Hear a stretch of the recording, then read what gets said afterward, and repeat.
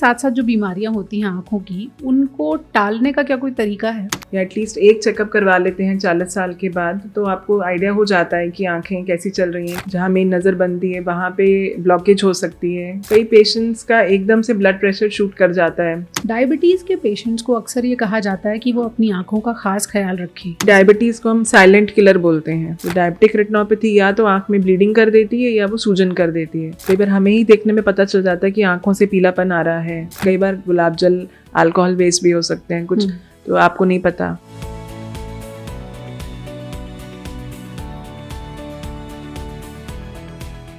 जैसे जैसे उम्र बढ़ती है वैसे वैसे कुछ बीमारियां होना लाजमी है, लेकिन अब जैसे जैसे मेडिकल साइंस प्रगति कर रही है वैसे वैसे हर कोई कोशिश कर रहा है कि उम्र बढ़े लेकिन सेहतमंद तरीके से बढ़े, और जो परेशानियां हैं वो कम से कम या तो देर से आए या फिर मैनेजेबल सिचुएशन में हो। उम्र बढ़ने के साथ साथ आंखों की रोशनी भी एक बड़ी समस्या है कि वो धीरे धीरे या तो कम होगी या उसमें कोई ना कोई परेशानी होगी। क्या वाकई हर किसी के साथ ऐसा होगा या फिर अपनी आंखों की रोशनी को थामना मुमकिन है? हमारे साथ डॉक्टर पूजा बंसल हैं। मैम, जैसे जैसे उम्र बढ़ती है लोगों को लगता है कि दिखना तो कम हो ही जाएगा।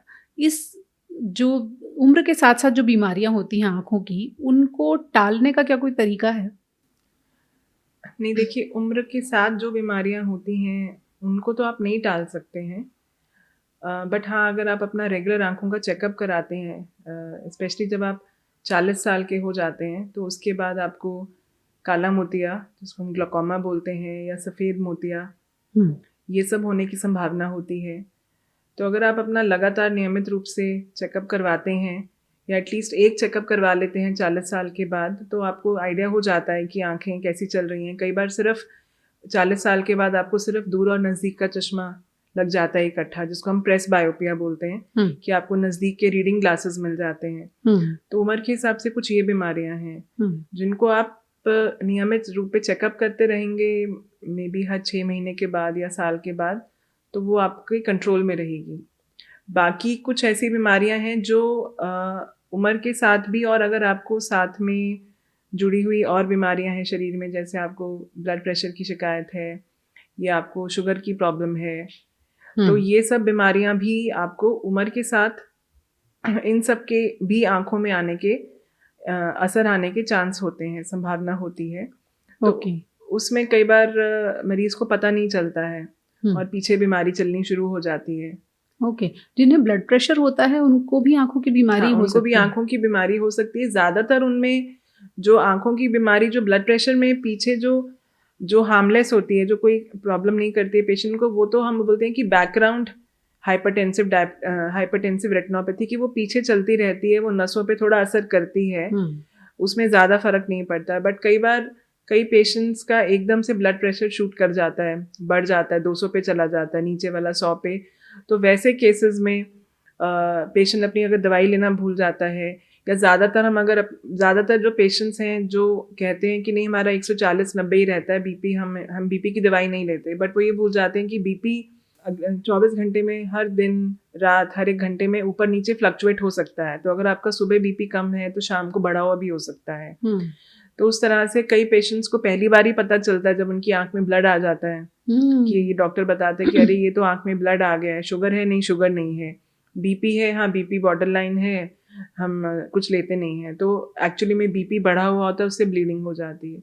तो बीपी से प्रॉब्लम जो होती है वो तभी होती है कि जब आप दवाई नहीं ले रहे हो, या आपको पता ही नहीं आपको बीपी है, या आपका बीपी अनकंट्रोल चल रहा है, तो उसमें एकदम से आंखों में खून आ जाना, पर्दे पे आंखों की खून की नाड़ी, जो रेटिना बोलते हैं हम, जहाँ मेन नज़र बनती है, वहाँ पे ब्लॉकेज हो सकती है, खून का थक्का आ सकता है। वो धीरे धीरे पहले पर्दे पे जमा रहता है, फिर वो घूमना शुरू हो जाता है, तो एकदम से लोगों को लगता है कि आंखों के आगे काले धब्बे, कुछ जाला जैसे फ्लोटर्स आ रहे हैं। या फिर कई बार वो अगर बहुत देर तक चलती रहती है और पेशेंट को लगता है कि नहीं बस ऐसी चश्मे का नंबर ही चेंज होगा, तो कई बार वो सूजन भी कर देता है पर्दे में।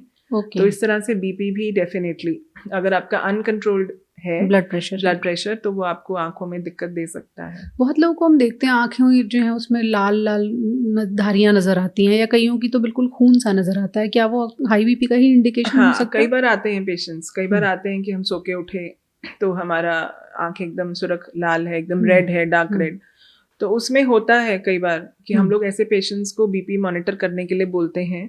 हम दवाई वगैरह डाल के पीछे से सारा रेटिना भी चेक कर लेते कि वो ब्लड सिर्फ आगे है या पीछे है। बहुत छोटा सा अगर ब्लड का स्पॉट है तो कई बार आपने सोते हुए जाने में जोर से मसल दी आंख को, बिकॉज वहाँ पे जो आंखों के जो सफ़ेद हिस्सा है, इसमें जो खून की नाड़ियाँ हैं वो बहुत नाजुक होती हैं जी। तो वो बहुत जल्दी ब्लीडिंग कर सकती हैं, तो वैसे भी हो सकता है। तो बट यस, कई बार जो बहुत हाई बीपी के पेशेंट्स हैं उनमें जैसे नाक से खून आ सकता है, उनमें ऐसी आंख में बाहर के हिस्से में भी रेड ब्लड हो सकती है आंखें एकदम। तो ये सब चीजें हैं। कितना खराब बीपी चल रहा होगा तब जाके आंखों पर असर आता होगा। हाँ बिल्कुल, एकदम से शूट किया है या फिर आप अनकंट्रोल चल रहा है, आप दवाई के साथ लापरवाही बरत रहे हैं, तो ये सब चीजें हो सकती हैं। अच्छा, एक बड़ा लेमैन सवाल है कि उम्र बढ़ेगी तो कोई ना कोई आंखों की प्रॉब्लम आएगी ही? नहीं, ऐसा नहीं है। चश्मा लगेगा ही? चश्मा डिपेंड करता है कि अगर आपको नॉर्मली कोई चश्मा नहीं लगा हुआ है बचपन से या यंग एज से, तो ज़्यादातर कहा गया है कि 40 साल के बाद आँख में जो लेंस है जिसमें मोतियाबिंद बनता है बाद में कभी, तो उस लेंस में कुछ ऐसी चेंजेस आती हैं शेप में कि उसमें नियर का, नज़दीक का पढ़ने के लिए वो फोकस थोड़ा कम हो जाता है। तो ज़्यादातर 40 साल के बाद नज़दीक का चश्मा आता है। बट अगर जो लोग पहले से दूर का चश्मा लगा रहे हैं, जैसे यंग एज में शुरू हो जाता है मायोपिया जिसको बोलते हैं हम, कि माइनस का चश्मा लगा रहे हैं, तो ऐसे लोगों में ये वाला चश्मा नंबर एक प्रिवेंटिव फैक्टर होता है कि उनको बड़ी एज में जाके नज़दीक का नंबर जल्दी नहीं आता है। अच्छा। हाँ, बाकी ऐसा भी होता है, दूर का चश्मा हाँ, पहले लग गया तो उसमें कई बार नज़दीक का नंबर जो नॉर्मल के हिसाब से 40 के बाद आ जाएगा, ऐसे लोगों में कई बार दूर का चश्मे का नंबर थोड़ा लेट आता है। ये एक मैकेनिज्म है आंखों का इस तरह से। बाकी हाँ, कई पेशेंट्स हैं ऐसे कि जिनमें कई बार चश्मा नहीं लगता, 60-70 साल की उम्र तक भी हम कई बार देखते हैं कि उनमें कोई मोतियाबिंद नहीं है, चश्मा नहीं लगा हुआ है। तो वो पेशेंट टू पेशेंट डिपेंड करता है। बट ज़्यादातर हम यही एडवाइस करते हैं कि 40 साल के बाद अगर आपने कभी कोई चेकअप नहीं करवाया, सिर्फ आप चश्मे की दुकान पे गए और अपना आँख चेक करा ली, तो वो उतना काफ़ी नहीं है।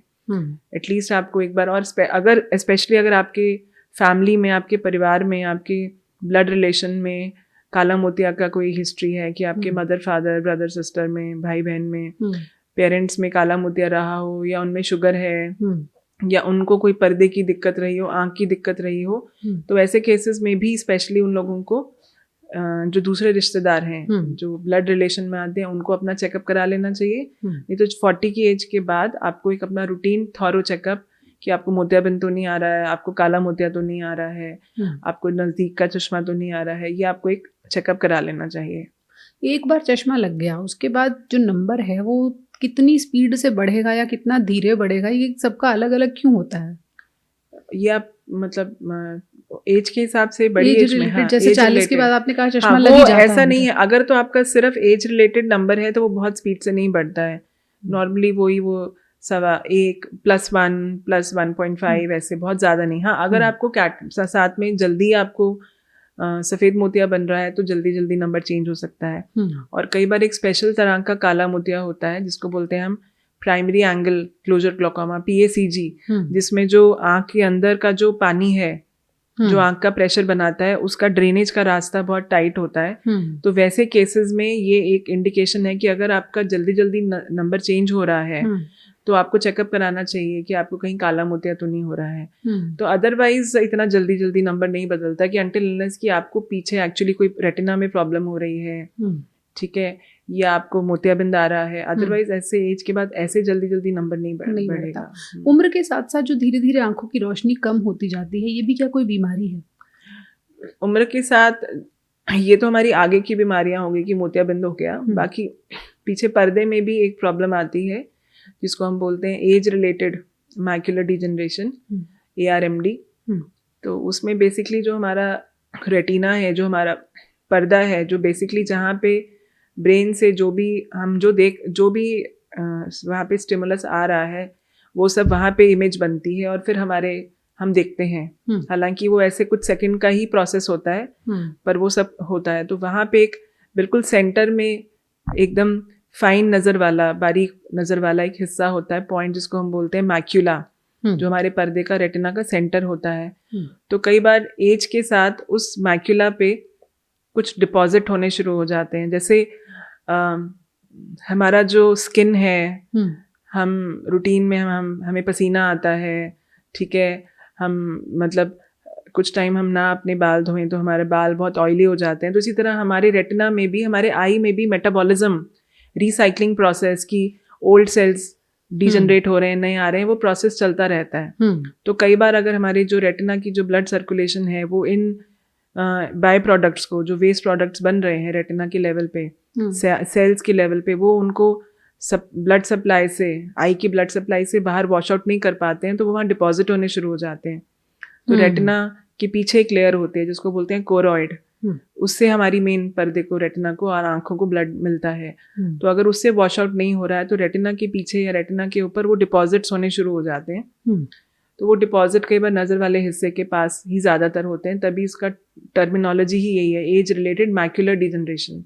वो साइड्स में नहीं होते, रेटिना के सेंटर में ही होते हैं। ओके। तो ऐसे केसेस में धीरे धीरे नज़र कम हो सकती है कि पेशेंट को लग सकता है कि बार बार चश्मा चेंज हो रहा है, या चश्मा चेंज होने के बाद भी क्लियर नहीं दिख रहा है, या कई बार उनको लगता है कि अब मुझे सडनली जो अल्फ़ाबेट्स हैं, जो अक्षर हैं किताब में, न्यूज़पेपर में, वो टेढ़े मेढ़े दिखने शुरू हो गए हैं, या मुझसे अब अक्षर मिस हो रहे हैं, या मुझे एक सेंटर में बहुत बड़ा काला धब्बा दिख रहा है, स्पॉट दिख रहा है।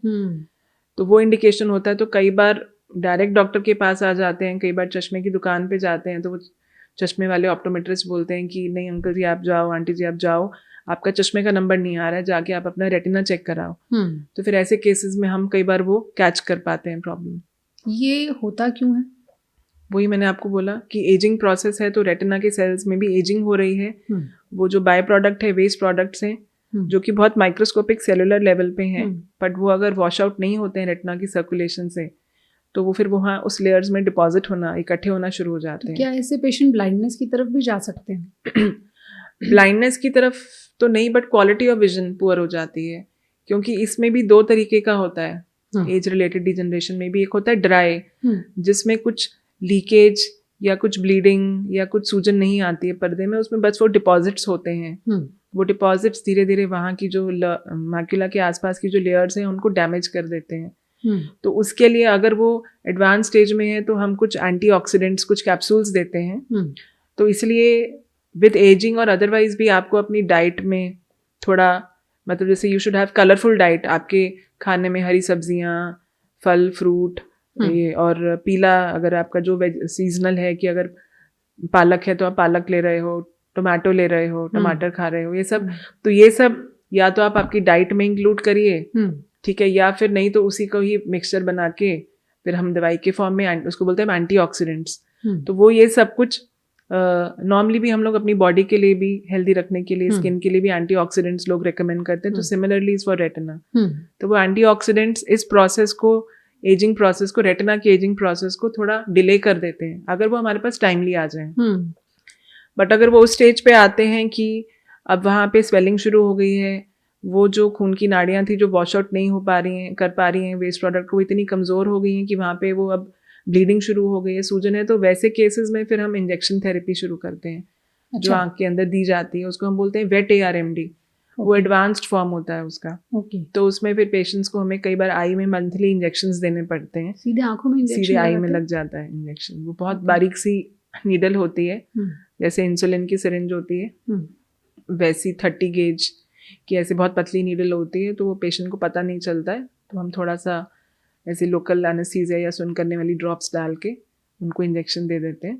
तो ऐसे लोग बीमारी से रिकवर हो जाते हैं या कंट्रोल हो जाते हैं? दैट डिपेंड्स कि वो अगर अर्ली स्टेज पे आए हैं तो कईयों की बहुत अच्छी रिकवरी होती है, और अगर वो एडवांस स्टेज में आए हैं तो फिर हमारा जो पर्पस रहता है वो ये है कि हम उनको, रिकवरी तो शायद पूरी पॉसिबल नहीं है, बट हम उसको वहाँ रोक दें, और जो भी पॉसिबल अच्छी विजन है हम उनको वहाँ पे, मतलब प्रोग्रेशन रोक दें और एक कुछ अच्छी विजन उनको दे पाएँ। बट ऐसे पेशेंट्स में अगर वो एडवांस स्टेज में आते हैं, चाहे वो वेट हो चाहे वो ड्राई हो, तो एडवांस में होता है कि उनका सेंटर, क्योंकि वो सेंटर वाले हिस्से को इन्वॉल्व करती है, तो सेंट्रल रेटिना जो है, सेंटर फाइन विजन या दूर की सेंटर की नज़र चली जाती है पेशेंट की।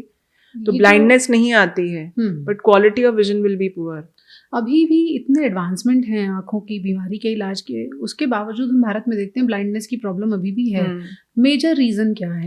मेजर रीज़न ये है कि अगर आप देखें तो अभी भी जो मेजर ब्लाइंडनेस की प्रॉब्लम है वो अभी भी मोतियाबिंद की ही है, कैटरैक्ट की ही है। लोग इग्नोर करते रहते हैं लोग उसको। इग्नोर करते हैं बिकॉज हमारे इंडिया में अभी भी जैसे अगर हम अभी भी यहाँ पे भी पेशेंट्स देखते हैं तो दे विल से कि वो बोलेंगे कि हमने बोला कि आप हफ्ता घर क्यों बैठे रहे, आपको तो ब्लड आ गया आँख में, आपको सिम्टम्स नहीं, हमने सोचा कि शायद नंबर का प्रॉब्लम होगा, अभी चले जाएंगे दिखाने। तो कई बार इस तरह से भी रह जाते हैं।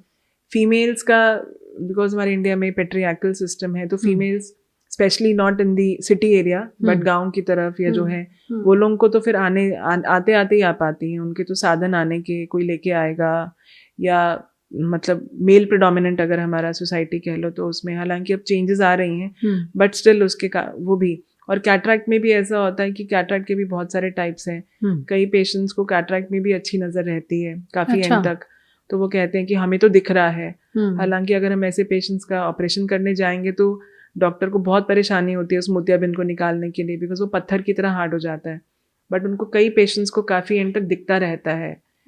तो वो कहते हैं कि नहीं हम इसी से काम चला लेंगे, या फिर एक करवा लेते हैं, उनको एक से दिखना शुरू हो जाता है, वो दूसरे को इग्नोर कर देते हैं। चलिए अगर मैं आपसे ये पूछूं कि कौन से साइन एंड सिम्टम्स हैं जो बिल्कुल अलर्ट कर देते हैं पेशेंट को कि ये इमरजेंसी सिचुएशन से थोड़ा ही पहले हैं, आप हॉस्पिटल पहुंच जाइए। वो इमरजेंसी साइन एंड सिम्टम्स हैं कि अगर आपको सडनली आपको लगता है कि आपको आँख के आगे एकदम से काले धब्बे आने शुरू हो गए हैं, यानी कि आपको लग रहा है कि छोटे छोटे मच्छर दिखने शुरू हो गए हैं, अब ऐसे बालों का गुच्छा जैसे कुछ एक जाला जैसे आँख के आगे आ गया जो पहले नहीं था, या आपको ऐसा लग रहा है कि आधे हिस्से में दिखना बंद हो गया, ऊपर से कुछ पर्दा जैसा आ रहा है, साइड से आ रहा है, ये सब इंडिकेशंस हैं कि रेटिना में कोई प्रॉब्लम आ रही है। ब्लड हो सकता है, सूजन हो सकती है, या आपको क्या कहते हैं रेटिनल डिटैचमेंट भी एक होता है कि पर्दा अपनी जगह से हिल जाता है, ये सब चीज़ें हैं। ठीक है, या जैसे आपको बताया कि अगर जो पेशेंट बहुत एक्टिवली रीडिंग हैबिट में है, कोई होली बुक्स पढ़ते हैं, पाठ करते हैं, न्यूज़पेपर पढ़ते हैं, अब उनको लगता है कि मैं पहले तो पढ़ लेता था, अब मैं बड़े अक्षर भी नहीं पढ़ पा रहा हूँ, मुझे कटा हुआ दिख रहा है, मुझे टेढ़ा मेढ़ा दिख रहा है, मैं स्पेक्स चेक करवाने गया तो वहाँ पे भी नहीं हुआ। तो दीज इंडिकेट ये बताते हैं कि कुछ चल रहा है आँख में, तो आप जाके डॉक्टर को दिखा लीजिए। हो सकता है सब कुछ फिर भी ठीक निकले, बट स्टिल ये नॉर्मल सिम्टम्स नहीं है। डायबिटीज के पेशेंट्स को अक्सर ये कहा जाता है कि वो अपनी आंखों का खास ख्याल रखें। क्या रीजन है उसके पीछे और क्या कनेक्शन है डायबिटीज का? डायबिटीज को हम साइलेंट किलर बोलते हैं, है ना, कि वो धीरे धीरे आपके शरीर को खाता जाता है और वो ऑलमोस्ट आपकी बॉडी का, आपके शरीर का हर एक पार्ट, हर एक अंग को इन्वॉल्व कर लेता है। तो अगर आपको डायबिटीज़ है, तो अगर आपको डायबिटीज़ टाइप 1 डायबिटीज़ है जिसको हम इंसुलिन डिपेंडेंट बोलते हैं, जो नॉर्मली 30-40 ईयर्स की एज से पहले यंग बच्चों में शुरू हो जाता है, तो उन केसेस में हम बोलते हैं कि नॉर्मली आप जब आपकी बीमारी को 5 साल हो जाएं डायबिटीज़ को, तो उसके बाद आप अपना रेगुलर चेकअप आई का शुरू कर दें कि उनमें देखा गया कि इतनी जल्दी इन्वॉल्वमेंट नहीं होती है।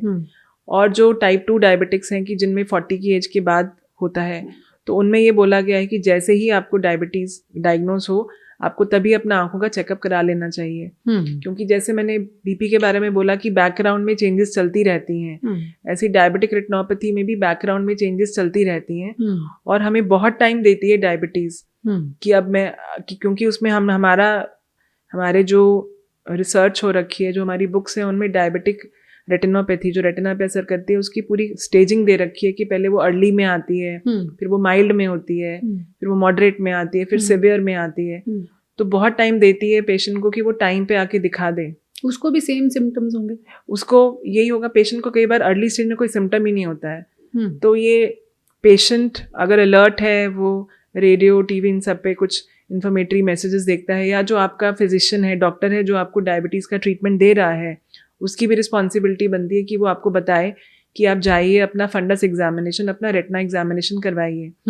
तो क्योंकि पेशेंट को कई बार सिम्टम्स नहीं होते, और वो यही बोलते हैं जब उनको वो रेफ़र किया जाता है कि हमारे शुगर वाले डॉक्टर ने हमें बोला है कि हमें अभी रिसेंटली डायबिटीज़ डिटेक्ट हुई है, या हम इतने साल से हैं कि आप जाके आपका फंडस चेक कराओ, रेटिना चेक कराओ। यानी उनकी रेटिना पे असर आएगा, इस बात ऐसे चांसेस हैं। बट अगर पेशेंट सपोज सब अच्छा कंट्रोल्ड है, उसका शुगर बीपी सब कंट्रोल्ड है, तो नॉर्मली देखा गया है कि नहीं आता है इफेक्ट। और अगर हमने एक बार रेटिना चेक कर लिया उनको कोई प्रॉब्लम नहीं है, तो फिर हम उनको बोलते हैं कि आप साल में एक बार चेकअप करवाइए डायबिटिक के लिए। या फिर अगर आपको कोई सिम्टम्स हो जो सब बताए कि वही अगर ब्लीडिंग हो गई तो उनको लगेगा कि मुझे फ्लोटर्स आ गए हैं, या उनको एकदम से उनका नंबर बार बार चेंज होगा, या वो अपनी स्पेक्स में अनकंफर्टेबल फील करेंगे, तो उसका मतलब है कि उन्हें डायबिटिक रेटिनोपैथी है। बट कई बार ऐसा भी होता है जो माइल्ड स्टेजेस होती हैं, अर्ली स्टेजेस होती हैं, उनमें डायबिटिक रेटिनोपैथी होती है बट पेशेंट को कोई सिम्टम नहीं होता है। अच्छा। क्योंकि डायबिटिक रेटिनोपैथी जरूरी नहीं है कि वो एज रिलेटेड मैक्युलर डिजनरेशन की तरह मैक्युला पे ही शुरू होगी। अच्छा। वो रेटिना में साइड्स पे भी शुरू हो सकती है, पर कोई तो लक्षण आता है? नहीं, कोई लक्षण नहीं आता है। That's what I'm saying. धीरे धीरे आँख की रोशनी धीरे धीरे, हाँ। और पेशेंट ज्यादातर जो उन्होंने कभी इनिशियल चेकअप नहीं कराया पहले और उनको 10-10, 15-15 साल से डायबिटीज है, तो उनको कई बार वो सिर्फ जाते हैं चश्मे की दुकान पे, नंबर ठीक चलता रहता है, वो आ जाते हैं वापस, तो वो कभी दवाई डाल के अपना पुतली फैला के डायलेट करके नहीं दिखाते हैं। तो कई बार उनमें साइड्स पे रेटिना में पीछे कुछ ब्लड के स्पॉट्स कुछ चलता रहता है, बट अगर उनका शुगर अनकंट्रोल्ड चलता रहता है, बीच में फ्लक्चुएट होता है, तो धीरे धीरे ये प्रॉब्लम बढ़ती है। और जब उनका विजन वाला हिस्सा इन्वॉल्व हो जाता है, मैक्युला, तब उनको नज़र में प्रॉब्लम आती है या उनकी ब्लीडिंग शुरू हो जाती है। तो वैसे वाले पेशेंट्स जब आते हैं तो फिर वो थोड़े एडवांस स्टेज में आते हैं। ट्रीटमेंट हमारे पास उसका भी है कि हम उनमें लेज़र कर देते हैं, हम उनमें इंजेक्शंस दे देते हैं, बहुत एडवांस स्टेज में सर्जरी कर देते हैं। बट वही है कि फिर अगर आप हमारे पास बहुत कम नज़र लेके आए हो, एडवांस डिजीज़, तो फिर जो रिकवरी होगी वो भी बहुत स्लो होगी या उतनी 100% नहीं होगी। तो क्या ये माना जाए कि डायबिटीज़ के मरीजों में फिर ब्लाइंडनेस का इंसिडेंस ज़्यादा? डायबिटीज़ के मरीजों में ब्लाइंडनेस का ज़्यादा है।